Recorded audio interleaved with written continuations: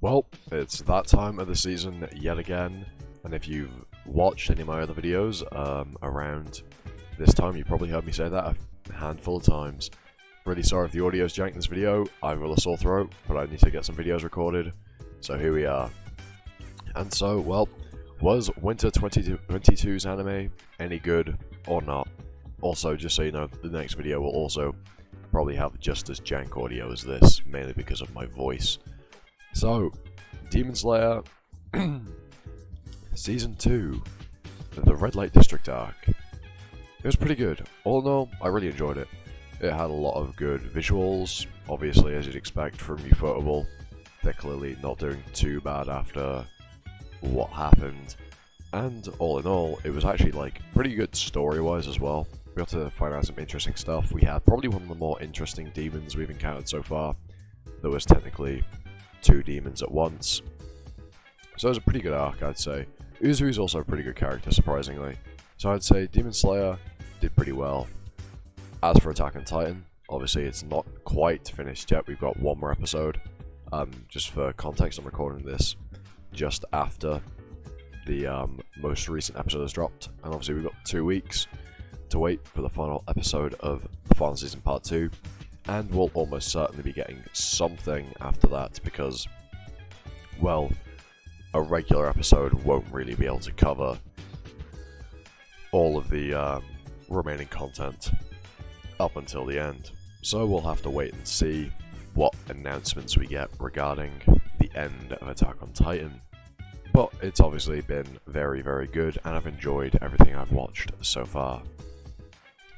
Something that has genuinely really made me happy to watch this season, and I've looked forward to every episode of, is My Dress Up Darling. An absolutely, genuinely really good show to watch. It's really wholesome, really sweet, a really fun watch. Like, if you want some just really nice slice of life romance stuff, this is the show for you. It's really good. Obviously, everybody and their mum and their mum's sister's dog is going on about how Marin is best waifu of all time ever, and she's a great character, so I understand why.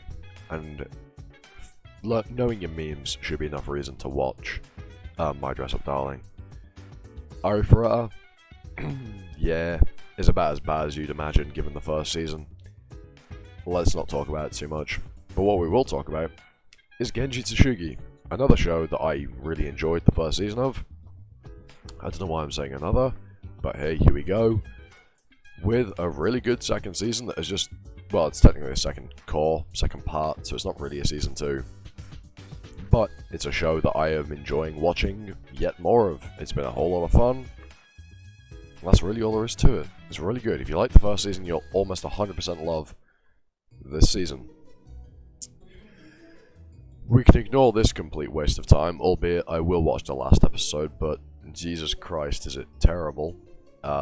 Moving along to a show not quite as terrible, but fairly similar to the previous one we talked about in full, and that is Tensei Oji no Akaji Kouka Saisenjutsu, or Genius Prince's Guide to Raising a Kingdom Out of Debt, I believe is the English title. And this show caught me off guard, because I didn't watch it when it started, and I was expecting it to be just a knockoff Genji Tsushigi, but it's actually pretty good in its own right.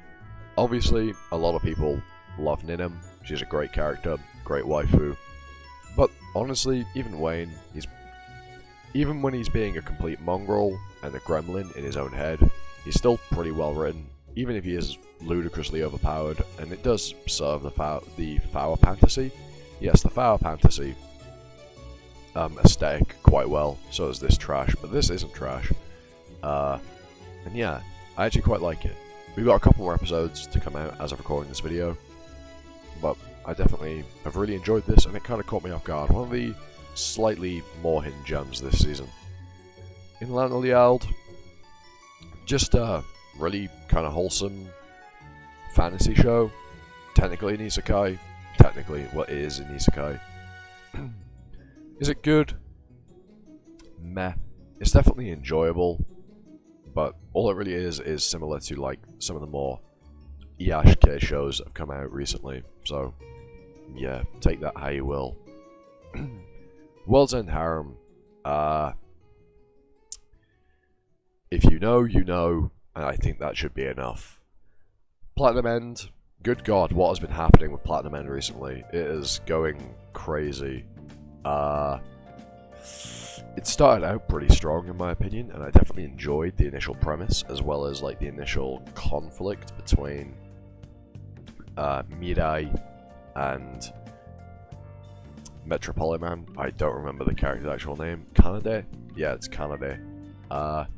As for how things went after that, much like Death Note, after the first initial antagonist's defeat, things do kind of take a little bit of a downward spiral. But in Platinum End's case, it's a lot more apparent and a lot more severe. Is it worth watching? Yeah, I'd say so. It's definitely worth like actually watching, but as things stand, it's not the best. Something that is very good is Sabiku Ibisco. I really recommend you watch this show. I've already made 2 videos talking about it, so I won't prattle on about it here too much, but this show is absolutely fantastic. Go watch it.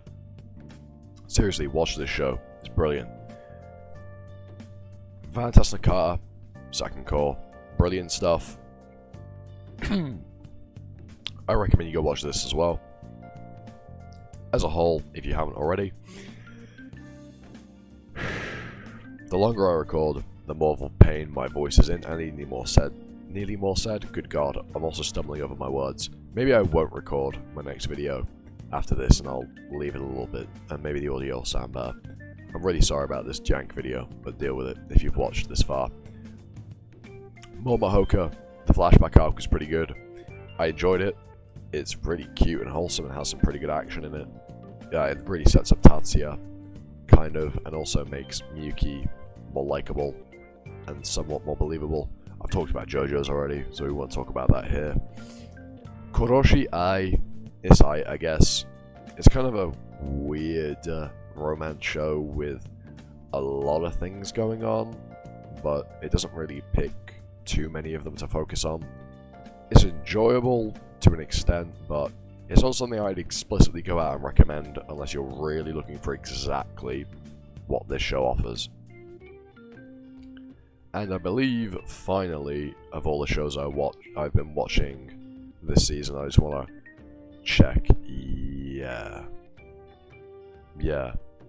Of all the shows I've been watching this season, the last one I have to talk about is Orient.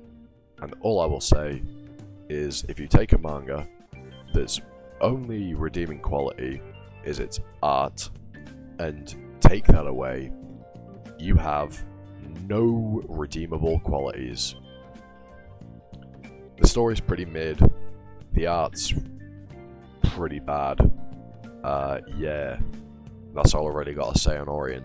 I don't want to talk about it too much because it's just really mid, and that's all there really is to it. In fact, there is one more show we have to talk about. I have made a video on it, and I love it, but over here, for some reason it's here. But 86, oh yeah, go watch this. It's pure joy. Also, here's a little cliffhanger. The next video I put out will be me talking about all of these shows that pique my interest. And from everything I know so far, good God, this is going to be a good year for anime. So yeah, look forward to that, and go watch 86 if you don't take anything else out of this video, or anything else out of anything on my channel, other than go read Tower of God, and watch 86, and watch Mushoku Tensei, because they're all bangers, and you should go watch them, and enjoy them. And with all that said, I'm going to go rest my voice, and not talk for a while. Have an animosity. If you've been new, if you like this video, leave a like, comment, sub, hit the notification bell, and I'll see you all next time for another video. Ta-ta, for now.